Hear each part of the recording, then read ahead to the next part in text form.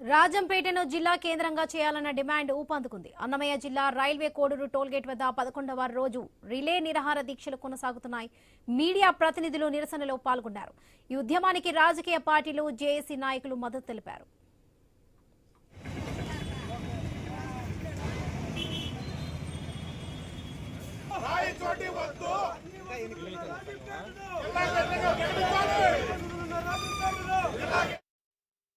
జరుగుతున్నటువంటి రాజంపేట కేంద్రంగానే మాకు అన్నమయ్య జిల్లా కేంద్రం కావాలి అని ఈరోజు మాకు 10 రోజుల నుంచి మేము చేస్తున్నటువంటి ఈ పోరాటానికి రాత్రనక పగలనక ఫోటో దొరికినా వీడియో దొరికినా దాన్ని షేర్ చేసుకుంటూ వాళ్ళ యొక్క సంపూర్ణ ప్రాంతీయ భావాన్ని, ఇక్కడ రైల్వే కోడూరు ప్రజల యొక్క మనోభావాన్ని మన రైల్వే కోడూరుకు రాజంపేట కేంద్రంగా కావాలని చెప్పి ఈరోజు నిజంగా ఈ 10 రోజులు 11 రోజుల ధర్నాల స్పెషల్ డే.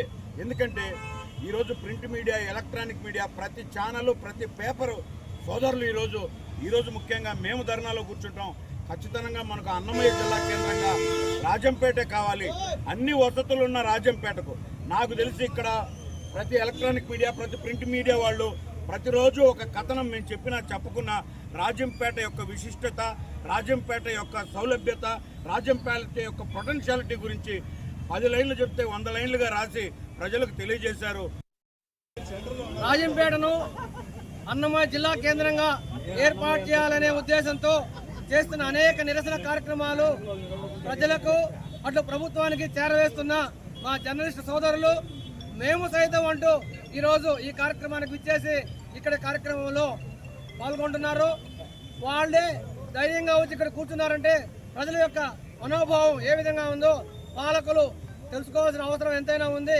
కాబట్టి రాజంపేట యొక్క రాయచోటికి వద్దు, రాజంపేట ముద్దు అని ప్రజలు ఎందుకు అనుకుంటున్నారు అనేది ఇప్పటికే 10 రోజులుగా మీరంతా తెలియజేస్తా ఉన్నారు. కాబట్టి రాబోయే రోజుల్లో ఇంకా తీవ్రతరం చేసి జిల్లాకు రాజంపేటను జిల్లా కేంద్రం ఏర్పాటు చేసేంత వరకు ఈ కార్యక్రమాలు కొనసాగిస్తామని తెలియజేస్తా ఉన్నాం. పవన్ కళ్యాణ్ గారు రైల్వే కోడూరు మా గుండె చప్పుడు అని చెప్పేసి అన్నారు కదా. ఈరోజు ప్రజాస్వామ్యానికి 4th ఎస్టేట్ అయినటువంటి జర్నలిస్టులంతా ఘోష మీకు వినిపించదా అని మేము అడుగుతా ఉన్నాం. పవన్ కళ్యాణ్ గారు గత ప్రభుత్వాలు చేసిన తప్పిదాలు సరిచేస్తామని చెప్పారు కదా, మరి సరిచేయడం ఇంత ఆలస్యం ఎందుకు అని చెప్పేసి 5 లక్షల పైచిలకు ఓటర్ల తరఫున మేము అడుగుతా ఉన్నాం.